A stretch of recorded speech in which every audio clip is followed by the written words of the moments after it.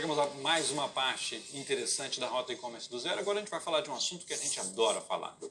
Vendas. Vendas é um assunto muito bom, é isso que a gente gosta de fazer, é por isso que a gente montou o e-commerce, para que a gente consiga vender. E a cada venda a gente vai chegando cada vez mais próximo do nosso objetivo. Vamos lá.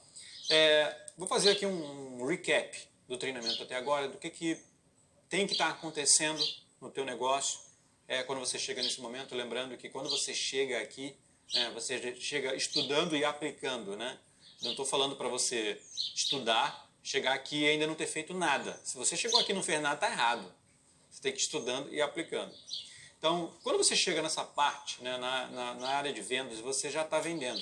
Eventualmente você já está vendendo. Você pode ainda não estar escalando o negócio, mas certamente você já está vendendo. Porque você criou a tua estrutura, você está com anúncios lá dentro dos marketplaces, você está criando conteúdo regular na tua página, você está construindo audiência. E se você está seguindo tudo exatamente do jeito que a gente fala, ou seja, a audiência está crescendo, você atingiu lá as suas metas, está com 8 mil, com 10 mil fãs no Facebook, seguidores no Instagram também, você está com algumas centenas de cadastros dentro dos marketplaces, enfim, você está evoluindo muito bem.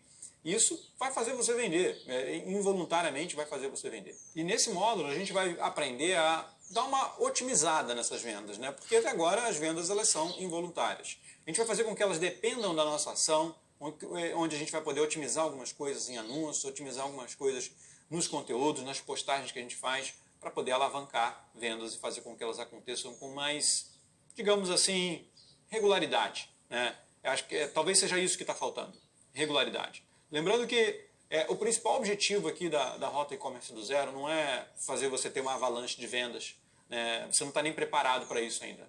O objetivo é validar o modelo de negócio, é validar o seu modelo, te ajudar a encontrar os caminhos de venda para que você consiga vender com regularidade. É por isso que eu falei em regularidade, porque aqui as vendas elas estão ainda esporádicas, não é isso que a gente quer, né? A gente não quer vender uma vez hoje, uma vez amanhã e depois daqui a 7 dias, não.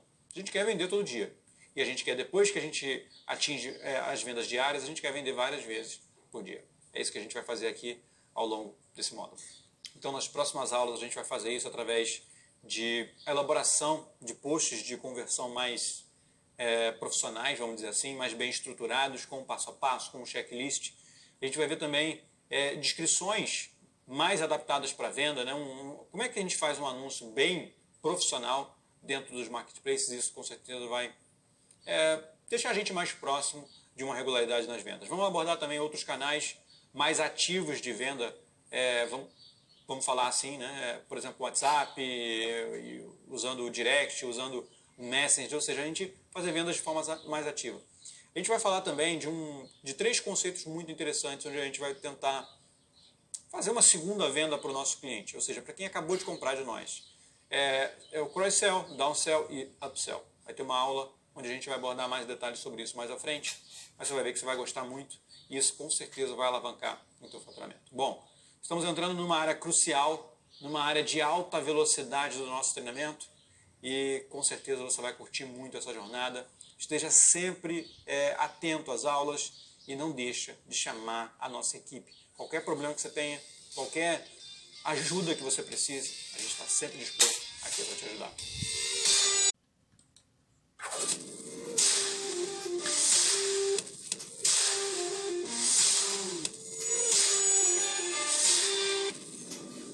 Parabéns por concluir mais uma etapa da Rota E-Commerce do Zero.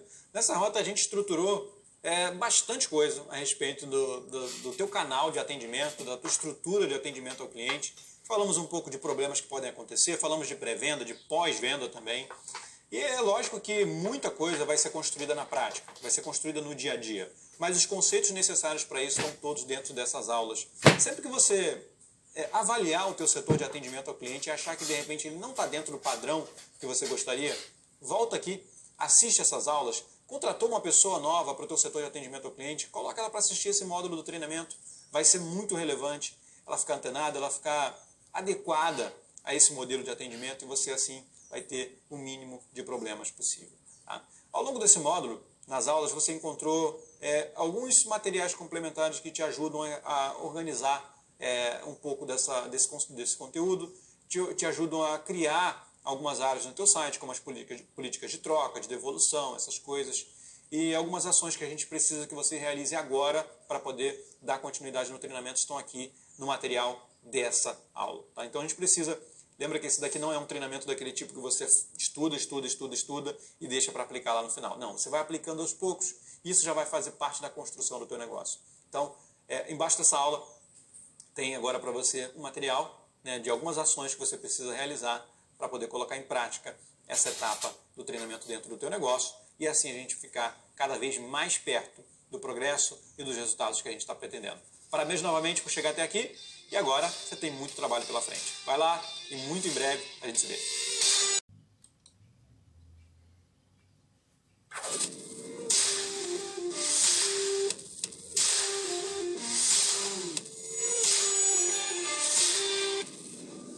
Vou começar essa aula fazendo uma analogia, tá? Vamos imaginar aqui um cenário. Pensa o seguinte, você está com a tua família, se arrumou todo, vocês se arrumaram para poder, vocês saíram para almoçar num domingo, vocês vão para um restaurante. E aí vocês foram aí para um lugar movimentado da tua cidade, um lugar que vocês gostam bastante, pode ser um shopping, pode ser uma avenida, pode ser uma galeria, pode ser um lugar bem legal que vocês gostam e lá tem algumas opções de restaurante. E chegando lá, vocês se depararam com duas opções de restaurante, uma em frente ao outro. Né? Vocês vão entrar e vocês vão sentar logo na mesa para comer, porque não tem ninguém, está vazio. Tem só alguns garçons parados na porta do restaurante. Lá dentro você olhou, não tem nenhum cliente ali dentro, está vazio, né? E vai ser tranquilo. Vocês entram, sentam e já comem na hora. No restaurante do lado, ele está bombando. Está tocando uma música, tem uma fila na porta, as mesas estão todas cheias, né? Os clientes aparentemente estão gostando do que estão comendo ali dentro, estão se divertindo, estão conversando. Só que ali, como tem uma fila, vai demorar um pouquinho mais para você ser atendido. Pensando agora no senso comum, assim, qual dos dois você vai escolher? Obviamente você está querendo proporcionar uma experiência interessante nesse dia para a sua família, né? Vocês querem comer bem, vocês querem se divertir, vocês querem ser bem atendidos. Qual dos dois restaurantes você vai escolher? Existe uma grande possibilidade de você escolher o restaurante que está cheio, mesmo com fila na porta, mesmo sabendo que você vai esperar mais, mas ali está todo mundo se divertindo, cara. No outro não tem ninguém, né? Então, é grande a possibilidade de você escolher o restaurante que está cheio. Por que eu falei isso? Esse restaurante que está cheio, ele está usando de um gatilho chamado prova social. O que é? A prova social ela vem dentro de um outro gatilho, que é o gatilho da prova. O gatilho da prova é o seguinte, é quando muitas pessoas usam um produto, consomem um produto, vão em um restaurante, enfim, elas são clientes de um lugar e elas falam bem desse lugar. Tá? Isso é a prova. Né? Na semana passada, né, um amigo teu falou que esse lugar aí onde você está é muito legal, que tem bons restaurantes, e ele inclusive te falou que tem um restaurante que fica lotado, que é um dos melhores restaurantes que ele já foi com a família dele. Isso é uma prova. Né? Ele te deu uma prova que aquilo ali funciona. Agora, a prova social é quando muitas pessoas estão falando bem daquele produto, daquele lugar, daquele serviço, e ao mesmo tempo você vai pesquisar, tem muita gente falando, existe um buzz em torno daquele negócio. É o que está acontecendo com esse restaurante. Você está vendo todo mundo feliz, se divertindo. Além disso, tem uma fila de pessoas esperando para comer. Cara, o que você pensa? Esse troço deve ser muito bom. Esse lugar deve ser ótimo. As pessoas estão querendo, estão aguardando na fila para poder entrar. Isso é prova social. E você precisa fazer isso com o teu negócio também. Apesar desse ser um gatilho muito poderoso, as pessoas elas costumam, deixar isso para lá, não dão tanta importância à prova social. E você não pode deixar que isso aconteça, tá? Porque isso é muito forte, você inclusive vai poder usar isso a teu favor. Como é que eu quero que você faça isso? De uma forma bem simples. Você não vai formar uma fila de pessoas na porta da tua empresa aí. Não vai ser necessário nesse caso, mas a cada cliente satisfeito que você tiver, você poderia, de repente, enviar um e-mail para ele, pedindo para ele fazer uma revisão da tua empresa na tua fanpage. No Facebook tem um recurso de reviews, né? Você pode ativar esse recurso das reviews e pedir para o cliente ir lá, dar uma nota para a tua empresa e deixar uma nota. E deixar um comentário, né, junto com a nota. Isso seria legal. E quando outras pessoas visitarem a tua página e forem pesquisar sobre opiniões de clientes, vai estar lá. Daqui a um tempo vão ter ali dezenas, centenas, milhares de opiniões de clientes.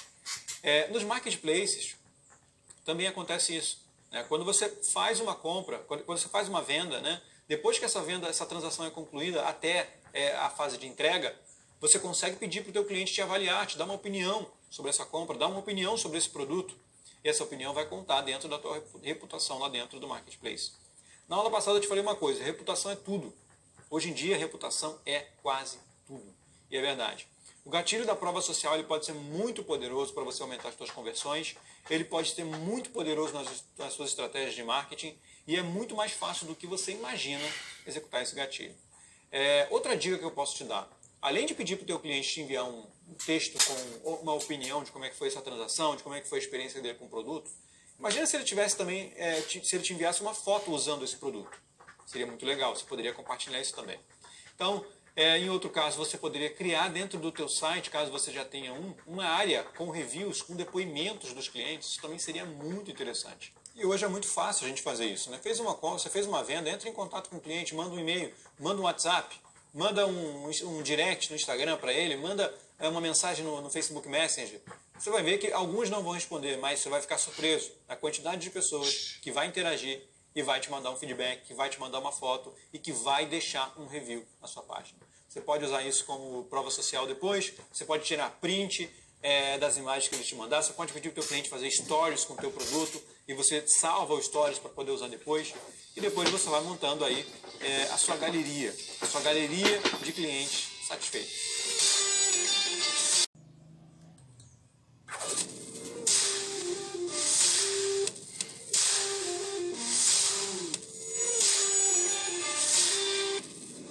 Essa aula é meio que uma continuação da aula passada, mas a gente vai falar de um assunto um pouco diferente, que é a solução de conflitos, né? E não necessariamente conflitos que estão ligados a trocas, devoluções ou chargebacks. Né? Vamos falar de conflitos em geral que podem acontecer. Né?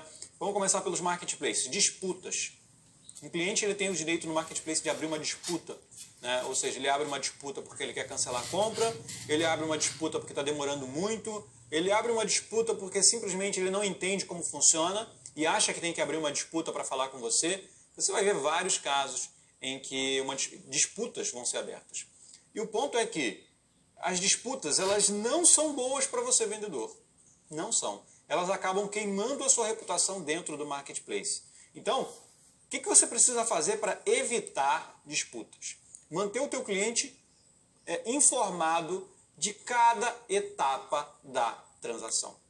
Por exemplo, vamos falar de Mercado Livre agora? O cliente comprou com você? Na hora, você vai lá nas mensagens, envia uma mensagem para ele, acabei de receber o seu pedido, a gente já está preparando o envio e até amanhã você vai receber o código de rastreamento para você rastrear a tua compra. Se por algum acaso você amanhã não enviar o código para ele, você envia. Olha só, teu pedido já foi enviado, tá? Ainda não tem o código aqui, mas amanhã eu te envio. Passou alguns dias, né, o produto não chegou na casa desse cliente, é interessante você ir lá e informar ele, o seu pedido já foi enviado, acabei de rastrear aqui, está no lugar tal. Ah, Bruno, mas isso dá muito trabalho, mas isso faz parte. Você tem que ter um departamento de atendimento ao cliente, né? A gente está falando aqui nesse módulo sobre isso. Inicialmente você pode fazer tudo? Pode, mas você vai ver que você não tem braço para isso. De acordo com o negócio cresce, você vai ter pessoas para fazer isso no teu lugar. E isso é uma parte do trabalho, né? A gente está falando aqui de pós-venda. Não interessa o cliente comprar qualquer produto que seja com você, sem você acompanhar essa entrega, né? Lembra que a compra ela só termina quando o cliente receber o produto, ficar satisfeito e ter uma boa experiência de compra com você. Então isso faz parte do processo. Quanto mais informado você deixar o cliente nesse processo de compra, menos disputas você vai sofrer, menos problemas você vai ter dentro do marketplace. Se a gente falar de loja virtual, quando você trabalha com intermediadores, Mercado Pago e PagSeguro, por exemplo, o cliente também pode abrir uma disputa dentro do meio de pagamento. E funciona do mesmo jeito. A única diferença é que a reputação ali não vai fazer tanta diferença para você, mas já que o canal de venda é seu. Tá? Mas de todo caso, as disputas elas têm que ser resolvidas da melhor forma possível. Tá? Eu vou recomendar uma coisa, bom senso na hora de resolver disputas. Se um cliente está reclamando, se um cliente quer trocar, se um cliente quer desistir, cara, bom senso.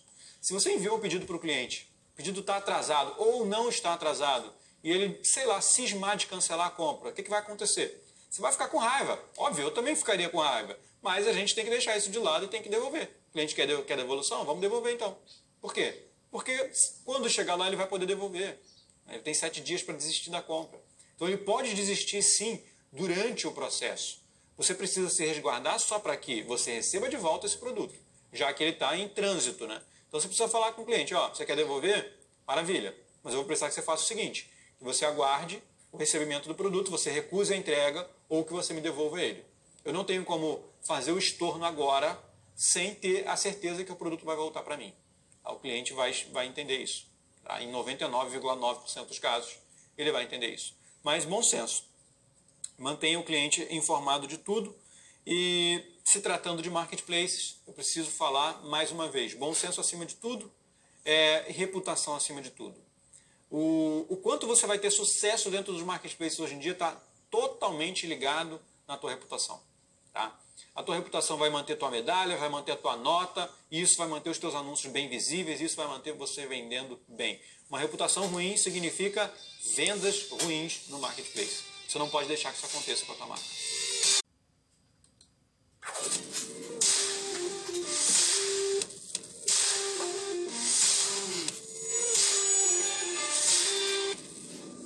Bom, nessa aula vamos falar de alguns assuntos não tão confortáveis, mas extremamente importantes, né?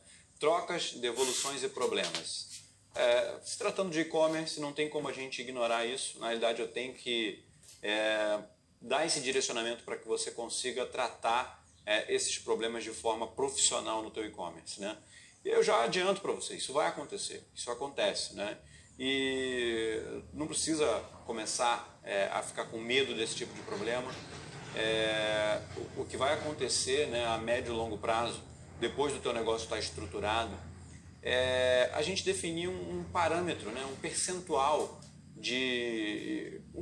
para a gente definir como uma média, né, de pedidos que a gente tem problema. Nos e-commerces que eu trabalho, né, que eu gerencio, que eu conheço, a gente tem um número assim bem irrisório, que vai variar às vezes de zero, né, tem e-commerce que tem zero problemas desse tipo, até 2%, 5%. Isso vai depender de uma série de fatores que eu vou inclusive dizer aqui. Tá? Um dos fatores é a qualidade do produto que você está vendendo. Se você vende um produto que costuma dar muito problema, por exemplo, né, você sabe que eu trabalho com cartucho de impressora. Tem alguns cartuchos que a gente trabalha compatíveis que costumam dar muito problema por causa do transporte. E o transporte, cara, ele não precisa nem ser um transporte que danifica o produto, não. O simples fato de balançar alguns modelos de toner já estraga, né? E a gente tem optado por tirar esses produtos do nosso portfólio, da nossa linha de produtos, porque isso causava muito problema, né? E a cada problema gerava mais prejuízo para a empresa. Então você vai ter que alinhar isso muito dentro do teu processo, tá? Mas como é que isso funciona, né? Na prática, a gente tem que fazer o seguinte. Quando há um defeito, né, de fabricação, a gente tem um prazo mínimo, né, de 90 dias para poder dar para o cliente de garantia. Nenhum produto, segundo o Código de Defesa do Consumidor, pode ter menos de 90 dias de garantia. Nenhum produto físico, né? Isso, obviamente, por defeito de fabricação. Não estou falando de mau uso, né, nem de danos causados pelo cliente. Existe também no CDC uma política de 7 dias de garantia para direito de arrependimento.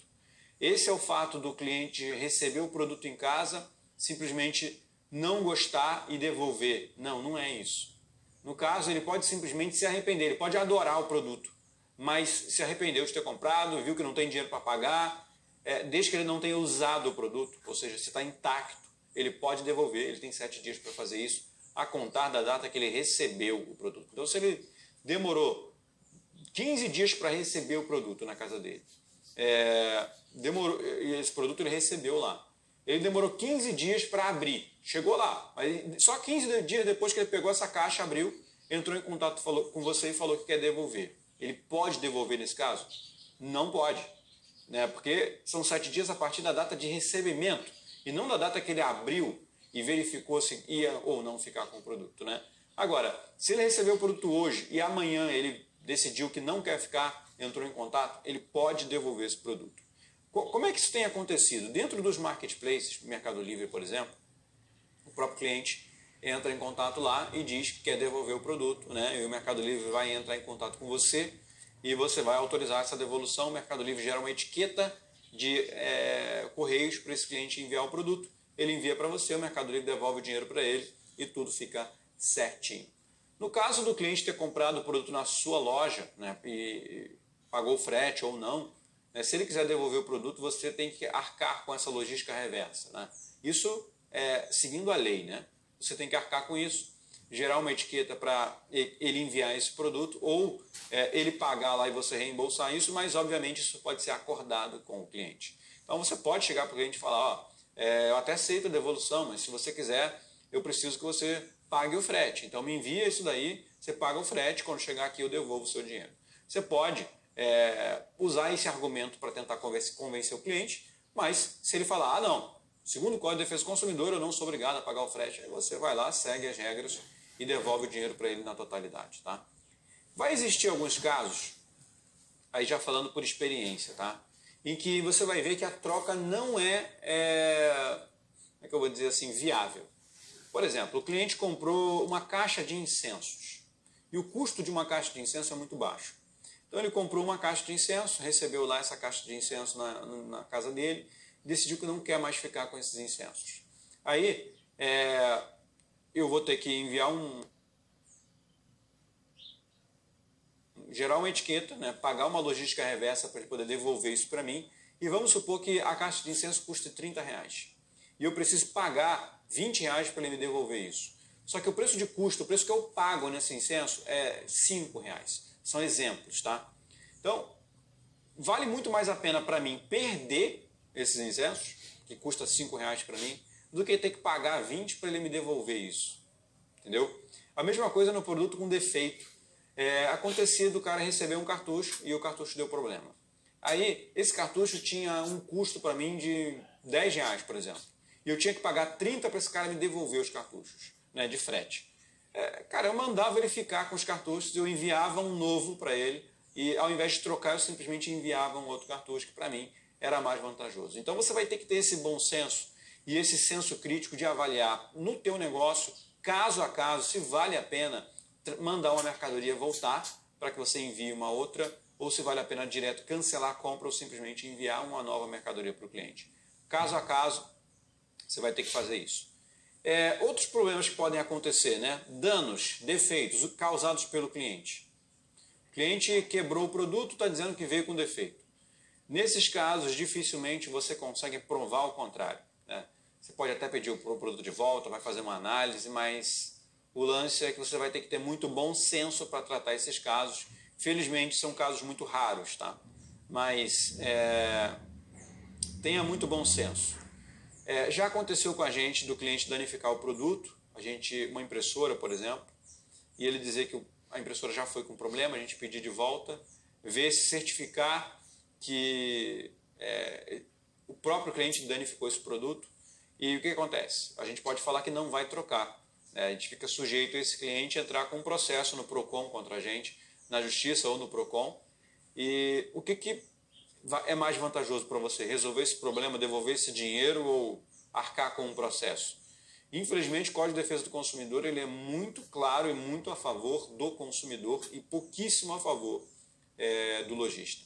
Então, o ônus da prova se inverte. A gente que tem que provar que ele danificou o produto, e é difícil provar isso. Em alguns casos, só o deslocamento, né? Porque o foro é o foro do cliente. Né? Se o cara, por exemplo, eu estou no Rio de Janeiro, se o cara lá do Acre me processar, eu tenho que pagar um advogado e um procurador até para ir lá. Então, só a despesa de deslocamento já inviabiliza a situação, é melhor agir com bom senso e devolver. Né? São alguns casos que eu estou trazendo aqui para a realidade para você. Atrasos, né?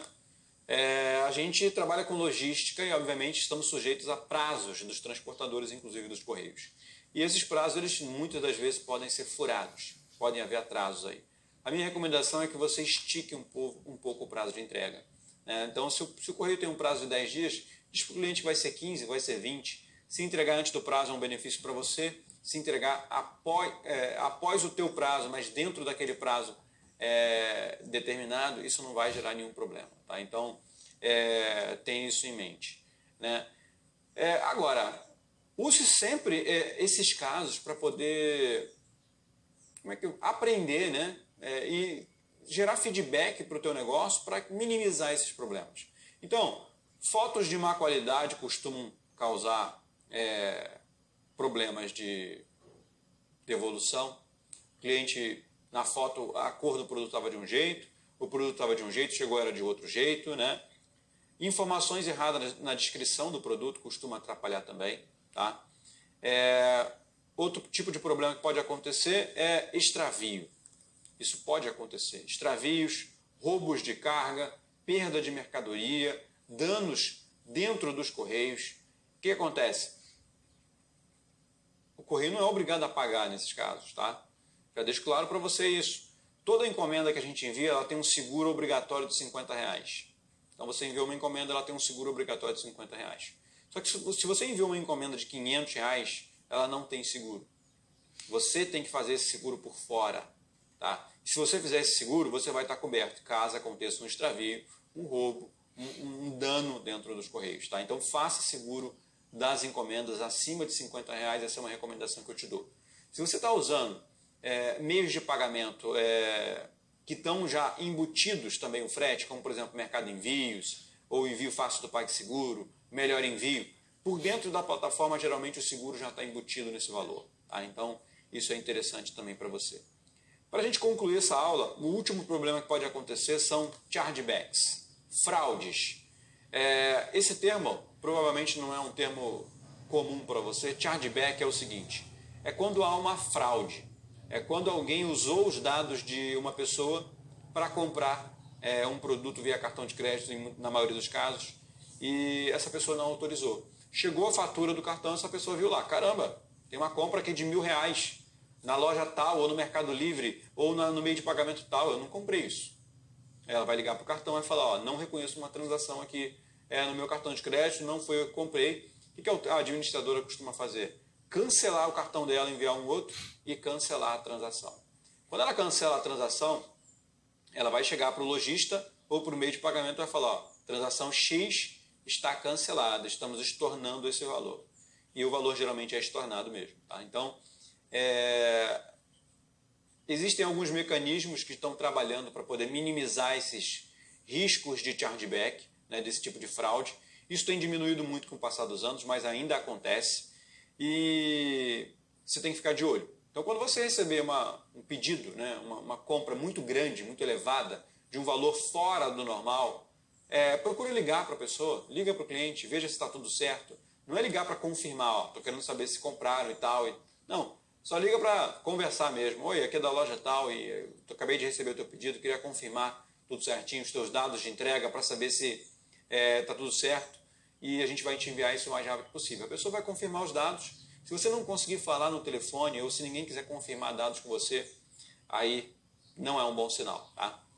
Existem fraudes também, onde a pessoa compra de você e recebe, e quando chega a mercadoria, ela liga para o cartão e diz que não comprou. Isso é fraude, isso é estelionato.